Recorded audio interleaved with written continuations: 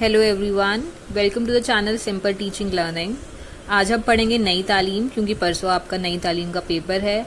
इसके यूनिट 1 में जो टॉपिक्स हैं work education and methods of teaching work education, इनकी वीडियोस चैनल पर अपलोडेड हैं, आप वहां से देखिए। बहुत ईजी हैं, आप वहां से पढ़ेंगे तो आपको समझ आ जाएगा। और इन तीनों टॉपिक के नोट्स हिंदी इंग्लिश दोनों में टेलीग्राम चैनल पर भी अवेलेबल हैं, ठीक है, आप वहां से भी ले सकते हैं। अभी हम जो स्टार्ट करेंगे वो है नई तालीम का सेकेंड यूनिट, ठीक है। सेकेंड यूनिट में पहला क्वेश्चन जो कि बन सकता है लॉन्ग में, वो है educational ideas of Gandhi ji, ठीक है। इसमें सबसे पहले हम गांधी जी के बारे में थोड़ा सा लिखेंगे कि गांधी जी कौन थे, फादर ऑफ आवर नेशन थे, उनका जन्म कहाँ हुआ था, किस दिन हुआ था। और साथ ही हम लिखेंगे कि जो गांधी जी थे उनके अकॉर्डिंग जो उस टाइम की शिक्षा प्रणाली थी वो कैसी थी, बिल्कुल एग्जाम ओरिएंटेड थी, बुकिश नॉलेज दी जाती थी, उसमें बिल्कुल बुक में से पढ़ाया जाता था और एक्स्ट्रा कोई नॉलेज नहीं दी जाती थी। तो गांधी जी ने क्या कहा कि जो नॉलेज होनी चाहिए वो वोकेशनल नॉलेज होनी चाहिए, जो कि बच्चों को आगे जाके काम करने में या कमाई करने में उनकी हेल्प भी करे। तो वो कौन सी नई एजुकेशन लेके आए, बेसिक एजुकेशन, या फिर जो उन्होंने नाम दिया उसको नई तालीम, ठीक है। अब गांधी जी के अकॉर्डिंग कंसेप्ट ऑफ एजुकेशन क्या था। गांधी जी के अकॉर्डिंग एजुकेशन का मतलब सिर्फ शिक्षा ग्रहण करना ही नहीं था, सिर्फ लिखना पढ़ना सीखना ही एजुकेशन नहीं था। अपने अंदर से अपनी बॉडी, अपने माइंड, अपने हार्ट का overall development of your spirit, of your body, of your mental health, of your physical health, वो सब क्या है, concept of education according to Gandhi ji, ठीक है। अब गांधी जी के अकॉर्डिंग एम्स ऑफ एजुकेशन कौन कौन से थे, शिक्षा के उद्देश्य क्या क्या थे। सबसे पहला था फिजिकल डेवलपमेंट, जो एजुकेशन बच्चों को दी जाए उससे उनका फिजिकल डेवलपमेंट हो, ठीक है। दूसरा जो था मेंटल और इंटेलेक्चुअल डेवलपमेंट, उनका जो दिमाग है वो भी विकसित हो इस एजुकेशन से, ठीक है। Next individual and social development, मतलब जब वो कहीं समाज में बैठे उठे बैठे खाएं तो उनका उस तरीके से भी उनका पूरा का पूरा डेवलपमेंट हो। नेक्स्ट है कल्चरल डेवलपमेंट, उनकी जो कल्चर से रिलेटेड जो भी उनका बिहेवियर है या जो भी उनको कल्चर में प्रोग्रेस चाहिए उससे रिलेटेड भी डेवलपमेंट हो बच्चों के अंदर, ठीक है। मॉरल और कैरेक्टर डेवलपमेंट, बच्चे जो है एक ऐसा इंसान बन सके जो कि सोसाइटी में एक्सेप्टेबल हो, मतलब वो ऑनेस्ट हो, ठीक है, नोबल हो, गलत काम ना करे, ऐसा उनका मॉरल डेवलपमेंट हो। नेक्स्ट है एम्स ऑफ एजुकेशन में एक होता है वोकेशनल डेवलपमेंट। वोकेशनल का मतलब क्या होता है कि वोकेशनल एजुकेशन में जैसे होता है कि हम प्रैक्टिकल नॉलेज सीखते हैं, प्रैक्टिकल करना सीखते हैं काम के बारे में। तो एम्स ऑफ एजुकेशन में उन्होंने गांधी जी ने वोकेशनल एम को भी, वोकेशनल डेवलपमेंट को भी इंक्लूड किया था कि बच्चों के अंदर जो वोकेशनल एजुकेशन है वो इम्प्रूव हो, ताकि उनको आगे जाके कोई भी काम करने में परेशानी ना हो, अपना पेट भरने में या फिर उनको किसी और पे डिपेंड न रहना पड़े, ठीक है, वो सेल्फ सफिशिएंट बन सके, ये उनका एम था। लास्ट एम जो गांधी जी ने दिया था वो था स्पिरिचुअल डेवलपमेंट, जो कि कैसे प्राप्त हो सकता था, योगा करने से, भक्ति करने से और सेल्फ रियलाइजेशन से, ठीक है। उन्होंने रास्ते बताए थे जो कि थे नॉन वायलेंस एंड ट्रुथ, ठीक है ना, अहिंसा और सत्य। नेक्स्ट हम देखते हैं curriculum of education according to Gandhi ji. अब गांधी जी के अकॉर्डिंग करिकुलम कैसा होना चाहिए था, जो कि इंडिया के बच्चों की नीड्स को पूरा करे, ठीक है। एक तो वो एक्टिविटी बेस्ड होना चाहिए था, साथ ही उसमें जो सब्जेक्ट्स होने चाहिए थे वो हिंदी में पढ़ाए जाने चाहिए, क्योंकि हिंदुस्तान की जो मातृभाषा वो हिंदी, तो इसलिए वहाँ का जो पाठ्यक्रम है वो हिंदी में डेवलप होना चाहिए। उसमें कौन कौन सी हिंदी होनी चाहिए, उसमें सोशल सब्जेक्ट होना चाहिए, म्यूजिक, ड्राइंग और वोकेशनल सब्जेक्ट्स जैसे कि करिकुलर एक्टिविटीज, वो सब भी करिकुलम में इन्वॉल्व होनी चाहिए, इंक्लूड होनी चाहिए। और साथ ही उन्होंने सबसे ज्यादा जोर किस पे दिया था, मॉरल एजुकेशन पे, ठीक है। और कौन कौन सी क्लास तक उन्होंने बेसिक कंपलसरी एजुकेशन कहा था, क्लास 1st to 8th तक ये सारा करिकुलम जो है वो होना चाहिए। अब methods of teaching, methods of teaching में एक उन्होंने कहा था इमिटेशन मेथड। इमिटेशन मेथड को कह सकते हैं नकल करना, ठीक है। इमिटेशन मेथड में मतलब जो टीचर करेगा वही हम बच्चे करेंगे, क्योंकि बच्चे ऐसे ही होते हैं, उनके सामने जो चीज करने लगो उनकी प्रवृत्ति वैसी होती है कि वो वही चीज करेंगे जो उनके सामने बड़े कर रहे होंगे। तो एक उन्होंने किस पे जोर दिया था, इमिटेशन मेथड पे। दूसरा उन्होंने कहा था एक्टिविटी मेथड। एक्टिविटी मतलब बच्चे जो होते हैं कभी खाली तो बैठते नहीं है, कभी कुछ करते रहते हैं, कभी कुछ करते रहते हैं। तो गांधी जी ने कहा कि अगर वो कुछ काम कर ही रहे हैं तो कुछ ऐसा काम करे जिससे उनको कुछ सीखने को भी मिले, ठीक है। तो एक उन्होंने एक्टिविटी मेथड को इंक्लूड किया मेथड ऑफ टीचिंग में, जिससे बच्चे जो है कर करके एक्सपीरियंस गेन करके एजुकेशन गेन करें, ठीक है। नेक्स्ट था ओरल मेथड। उन्होंने लिखने से ज्यादा ओरल एजुकेशन पे ध्यान दिया कि मान लो अगर किसी को लिखने में परेशानी हो रही है तो वो बच्चा याद करके या डिबेट करके या लेक्चर के थ्रू या जैसे भी जो है अपने थॉट्स, अपने आइडियाज को प्रेजेंट कर सके, ठीक है। और एक जो उन्होंने इम्पोर्टेंट मेथड बताया था वो था listening, thinking and practice method. मतलब पहले सुनो कि आपके अध्यापक आपको क्या कह रहे हैं, ठीक है। फिर उसके बारे में सोचो, उसको समझो और फिर उसको प्रैक्टिस करो। ये बच्चों के लिए महात्मा गांधी जी ने एक मेथड दिया था बच्चों को सिखाने के लिए। तो 4 मेथड हमने करे, इमिटेशन, एक्टिविटी, ओरल और एक लिसनिंग, थिंकिंग एंड प्रैक्टिस, ठीक है। 4 मेथड हो गए हमारे मेथड्स ऑफ टीचिंग में। अब हम बात करते हैं डिसिप्लिन, जो उन्होंने इंक्लूड किया उनके एजुकेशनल आइडियाज के अकॉर्डिंग। डिसिप्लिन कैसा होना चाहिए, एकदम सही डिसिप्लिन होना चाहिए। बच्चों को जो है हमेशा सच बोलना चाहिए। नॉन वायलेंस का आप इसमें लिख सकते हैं। उनको सेल्फ सफिशिएंट होना चाहिए, किसी और पे डिपेंड नहीं रहना है। तो इन सब के बारे में आप डिसिप्लिन में लिख सकते हैं। अब टीचर कैसा होना चाहिए गांधी जी के according, teacher should be an ideal person. एक इतना अच्छा इंसान होना चाहिए जिसको बच्चे देख के कहें कि हमारे टीचर तो कितने अच्छे हैं, हमें भी उनकी तरह एक नोबल पर्सन, एक आइडियल पर्सन बनना है सोसाइटी के अंदर। और बच्चे कैसे होने चाहिए, बच्चे ऐसे होने चाहिए जिनका ध्यान पूरा का पूरा पढ़ाई पर रहे, नई नई चीजें सीखने पर रहे और वो हार्ड वर्क करने से, काम करने से घबराए ना और एक दूसरे के साथ मिलजुल कर रहे हैं, ठीक है। स्कूल कैसा होना चाहिए, स्कूल का एनवायरनमेंट ऐसा होना चाहिए जहाँ पे टीचर और बच्चे दोनों आपस में मिलकर ज्यादा से ज्यादा लर्निंग आउटकम्स को गेन करें, ठीक है। और वो स्कूल के अंदर किसी भी टाइप का डिस्क्रिमिनेशन नहीं होना चाहिए किसी भी बेसिस पर, चाहे वो किसी बच्चा जो है किसी भी रिलीजन का, किसी भी कास्ट का हो, किसी भी बेसिस पर स्कूल के अंदर डिस्क्रिमिनेशन नहीं होना चाहिए। The school should be an ideal school. ये सब क्या थे, एजुकेशनल आइडियाज ऑफ गांधी जी। ये हुआ हमारा सेकेंड यूनिट का फर्स्ट टॉपिक कंप्लीट। अब यूनिट 2 का सेकेंड टॉपिक जो कि है बेसिक एजुकेशन, बुनियादी शिक्षा, जिसको नई तालीम भी कहा गया है, ठीक है। नई तालीम का मतलब क्या है, बेसिक एजुकेशन जो कि सबको बिना किसी भेदभाव के प्रोवाइड कराई जाए, ठीक है। कंपलसरी एजुकेशन कहाँ से कहाँ तक, 7 साल से 14 साल तक के बच्चों के लिए, ठीक है। और उसमें क्या सिखाया जाएगा, उसमें वोकेशनल ट्रेनिंग दी जाएगी बच्चों को। और मतलब इंडियन के कल्चर के बारे में उनको सिखाया जाएगा, क्योंकि नई तालीम ऐसी पहली शिक्षा नीति है जो कि इंडिया में ही बनी है, इंडिया के बच्चों के लिए ही बनी है, जनरल एजुकेशन फॉर इंडियंस, ठीक है। वरना इससे पहले जो नीतियां थी वो सारी बाहर की थी।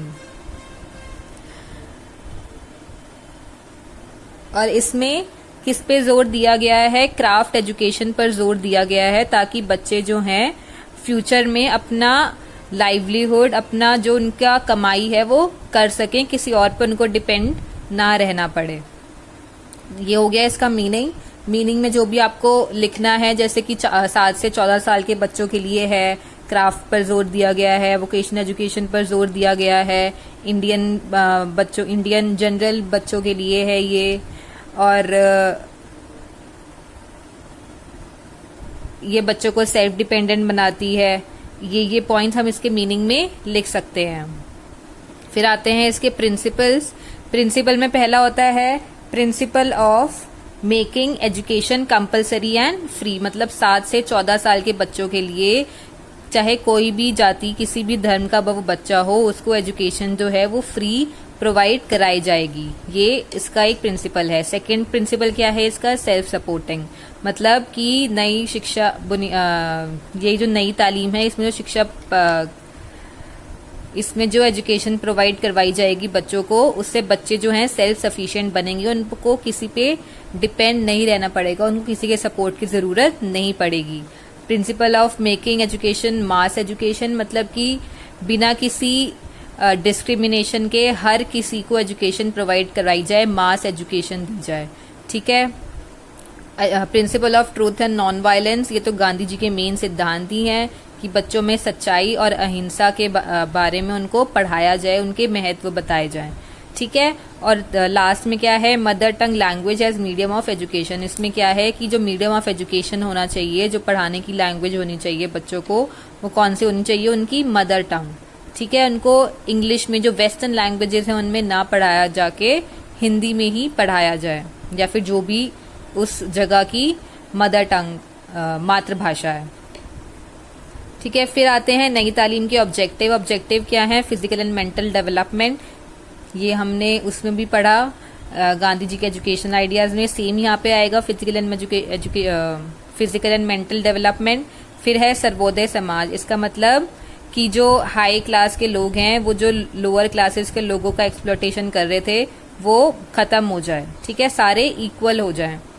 कल्चरल डेवलपमेंट, जो कि उस टाइम पे गांधी जी जब थे उस टाइम पे वेस्टर्न कल्चर ज्यादा डेवलप हो रहा था, तो वेस्टर्न कल्चर पे ना जोर देके अपने इंडियन कल्चर को ही डेवलप किया जाए, ये नई तालीम का जो था एक ऑब्जेक्टिव था। ठीक है। इकोनॉमिक डेवलपमेंट कैसे होगा कि बच्चे जो हैं वोकेशनल एजुकेशन लेंगे, क्राफ्ट के बारे में सीखेंगे, तो वो अपने आप चीजें बना के खुद अर्न कर सकते हैं, किसी पे डिपेंड नहीं रहेंगे वो बच्चे आगे फ्यूचर में जाके। तो इस तरह से इकोनॉमिक डेवलपमेंट भी हो गया। मॉरल कैरेक्टर डेवलपमेंट, जब उन्होंने ट्रूथ और नॉन वायलेंस के बारे में सीख लिया, अच्छी अच्छी वैल्यूज सीख ली, तो उनका मॉरल और कैरेक्टर डेवलपमेंट अपने आप ही हो जाएगा। तो ये ऑब्जेक्टिव्स थे नई तालीम के। फिर करिकुलम, स्टूडेंट, टीचर और स्कूल, इसके बारे में हमने उसमें पढ़ा है educational ideas of Gandhi ji, same to same यहाँ आ जाएगा। ठीक है। मेरिट्स और डीमेरिट्स, मेरिट्स क्या क्या है कि ये बच्चों को सेल्फ सफिशिएंट बनाता है, सबको फ्री एजुकेशन प्रोवाइड करवाता है और क्राफ्ट्स के बारे में सिखाता है, हमें फाइनेंशियली इंडिपेंडेंट बनाता है, ये सब इसकी मेरिट्स हो जाएंगी। और डीमेरिट्स क्या होंगी कि ये सिर्फ क्राफ्ट की एजुकेशन पर ही जोर देता है और हायर एजुकेशन का इसमें कोई इम्पोर्टेंस नहीं है, सिर्फ 14 साल तक के बच्चे जो बेसिक एजुकेशन है वही दी जाती है, आगे हायर एजुकेशन पे ध्यान नहीं दिया जाता। ठीक है। ये इसकी हो जाएंगी डीमेरिट्स। तो ये नई तालीम का क्वेश्चन अगर आता है कि बुनियादी शिक्षा क्या है या नई तालीम क्या है, या अगर लॉन्ग में आता है, तो आप इसमें इसका मीनिंग, इसके प्रिंसिपल, ऑब्जेक्टिव, ये सब अगर लिख देंगे तो आपका पूरा 12 नंबर का क्वेश्चन आंसर जो है वो तैयार हो जाएगा बिना किसी मिस्टेक के।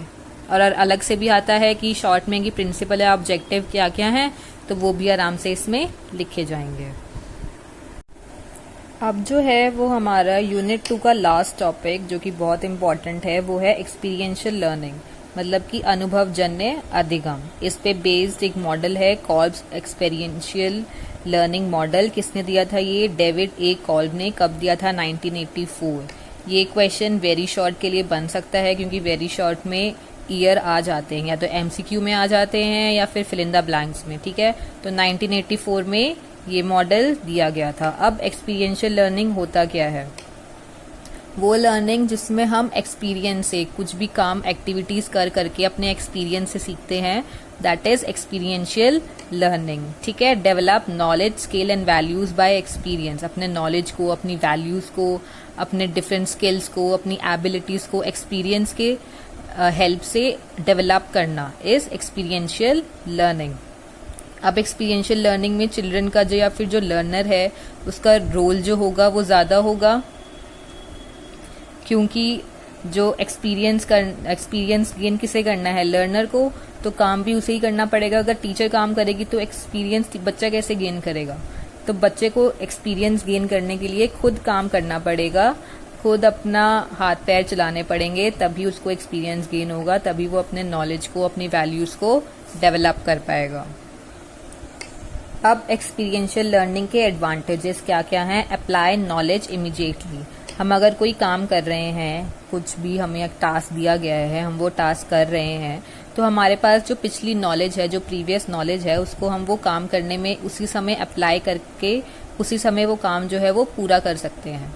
ठीक है, या फिर हमने अभी कोई एक्सपीरियंस गेन किया है, उससे हमें कोई नॉलेज मिली, तो उससे हमें अगर आगे कोई काम करना है तो उसकी नॉलेज को हम आगे किसी काम में फटाफट यूज करके वो काम खत्म कर देंगे। नेक्स्ट है real time practice and feedback. अब हम कोई एक्सपीरियंस गेन करने के लिए कोई ना कोई टास्क करेंगे, कोई काम करेंगे, तो हमारी वहीं की वहीं प्रैक्टिस भी होती रहेगी और हमें फीडबैक भी मिलता रहेगा कि हाँ, हम वो काम सही कर रहे हैं या गलत कर रहे हैं, या इसमें हम कैसे कैसे इम्प्रूवमेंट कर सकते हैं। Promotion of team work and communication skills. अब कुछ काम ऐसे होते हैं जो कि इंडिविजुअली नहीं हो सकते, उनको टीम में ही करना पड़ता है। मान लीजिए कोई सोशल सर्विस का काम है, उसको आप टीम में ही करेंगे। ठीक है, तो इससे क्या होता है, आपका टीम वर्क, आपका यूनिटी, आप कैसे लीडरशिप स्किल्स, आपकी पार्टनरशिप स्किल्स, ये सब जो हैं टीम वर्क में इंक्लूड होती हैं और ये आपकी डेवलप होती हैं इसके थ्रू, एक्सपीरियंशियल लर्निंग में जब आप टीम वर्क करते हैं। तो डेवलपमेंट ऑफ हैबिट्स। अब आप कुछ ना कुछ काम करेंगे रोज एक्सपीरियंस गेन करने के लिए, तो आप वो जो काम करेंगे वो आप प्रॉपर तरीके से करेंगे, प्रॉपर स्टेप्स फॉलो करके करेंगे, तो इससे जो है आपकी हैबिट्स भी डेवलप होंगी। ठीक है ना, तो इसलिए एक्सपीरियंशियल लर्निंग का वन एडवांटेज क्या हुआ, डेवलपमेंट ऑफ हैबिट्स। अकम्पलिशमेंट, कोई ना कोई काम करेंगे आपको उसमें सक्सेस मिलेगी, तो आपको अकम्पलिशमेंट भी मिलेगा उसमें, मतलब सक्सेस मिलेगी आपको उस काम को करने में। तो इतना एक्सपीरियंशियल लर्निंग का मीनिंग और एडवांटेजेस हो गया। इसके बाद इसी लॉन्ग क्वेश्चन में हम कॉल्स मॉडल को भी एक्सप्लेन कर देंगे। कॉल्स मॉडल में किसने दिया है पहले और फिर कब दिया है, ये लिख देंगे, 3-4 लाइनें इसमें भर जाएंगी। फिर उसके बाद लिखेंगे कि इट इंक्लूड्स 4 स्टेप। पहला स्टेप है कंक्रीट एक्सपीरियंस, फिर रिफ्लेक्टिव ऑब्जर्वेशन, फिर एब्स्ट्रैक्ट कंसेप्चुलाइजेशन, फिर एक्टिव पार्टिसिपेशन। अब इसको हम एग्जाम्पल के थ्रू एक्सप्लेन करेंगे। मान लीजिए आपको कोई नया स्पोर्ट सीखना है, आपको बैडमिंटन खेलना सीखना है या क्रिकेट खेलना सीखना है, आपको कुछ भी नया खेलना सीखना है। सबसे पहले आप क्या करेंगे कि आप अपने आप रैकेट लेकर या बैट लेकर खेलना शुरू कर देंगे, चाहे आपको आए या ना आए। ठीक है, आप रफली ऐसे ही प्रैक्टिस के लिए यूं ही खेलना शुरू कर देंगे। उसके बाद जो है आप ऑब्जर्व करेंगे कि आप कहाँ पे गलतियां कर रहे हैं, आपको कौन सी टेक्निक अपनानी चाहिए, किस टाइप की बॉल के लिए, या जब जो शटलकॉक है वो किस तरीके से आ रही है, तो उस समय हमें रैकेट को जो है किस तरह घुमाना चाहिए, आप ऑब्जर्व कर रहे हैं उसमें। ठीक है, और फिर आप उस ऑब्जर्वेशन के बेसिस पे एब्स्ट्रैक्ट कंसेप्चुलाइजेशन, मतलब सोचेंगे नया कि अब मैं इसको गलती को सुधारने के लिए क्या करूं, कैसे कौन सी नई टेक्निक लगाऊं, कैसे कैसे करूं। और एक्टिव एक्सपेरिमेंटेशन में आप वो टेक्निक जो आपने सोचा है उसको आप यहाँ पे यूज करेंगे। ठीक है, सबसे पहले हमने खेला, रफली खेला, फिर हमने देखा कि हमसे क्या गलतियां हो रही हैं, फिर हमने सोचा कि हम उन गलतियों को कैसे ठीक करें, कौन सी टेक्निक से ठीक करें, और वो जो टेक्निक हमने सोची वो हमने यहाँ पर लगाई और फिर दोबारा से खेलना शुरू किया। फिर दोबारा कुछ नई गलतियां हुई होंगी, फिर हम उनको ऑब्जर्व करेंगे, फिर नई टेक्निक लगाएंगे और फिर उसको इम्प्लीमेंट करेंगे। तो ये जो कॉल साइकिल है ये चलता ही रहता है और दिस इंक्लूड्स 4 स्टेप। अगर आप ये 4 स्टेप्स नहीं करेंगे, आप सिर्फ समझ लीजिए आपने ये नहीं किया, अपने एक्सपीरियंस से आपने प्रैक्टिस नहीं किया, आपने सीधा स्टार्ट किया ऑब्जर्व करना, आप देखते रहो किसी को बैडमिंटन खेलते हुए, क्रिकेट खेलते हुए, देखते रहो, 10 दिन तक देखते रहोगे, 15 दिन देखते रहो, ऐसे नहीं खेलना आएगा जब तक कि आप खुद खेल के एक्सपीरियंस गेन नहीं करेंगे। ठीक है, तो ये आपका हो गया Kolb's model of Kolb's experiential learning model. ठीक है, तो आपकी यूनिट 2 जो है वो यहीं पे खत्म हो गई। यूनिट 2 के तीनों टॉपिक हो गए, educational ideas of Gandhi ji, basic education या फिर नई तालीम, और फिर लास्ट में एक्सपीरियंशियल लर्निंग। ठीक है, यूनिट 3 का वीडियो भी अभी थोड़े टाइम में आ जाएगा। अगर आपको ये वीडियो अच्छा लगा हो तो इसको लाइक करें, ज़्यादा से ज़्यादा अपने फ्रेंड्स के साथ शेयर करें और चैनल को सब्सक्राइब भी कर दें। थर्ड यूनिट का वीडियो जल्दी ही आ जाएगा चैनल पे। So that's it for today. Thank you.